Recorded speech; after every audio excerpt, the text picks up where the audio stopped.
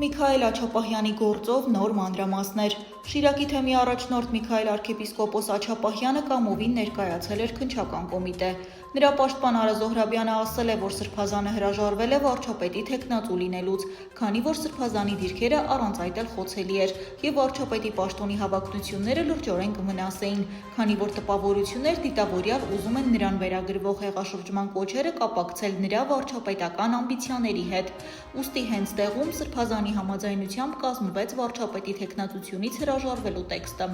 Պաշտպանը հերքում է կալանավորման օրինականությունը, նշելով, որ Աչապահյանի խոսքերը հանցակազմ չեն պարունակում եւ վերաբերում են 2020 թվականի պատերազմի ժամանակ իր դիրքորոշմանը։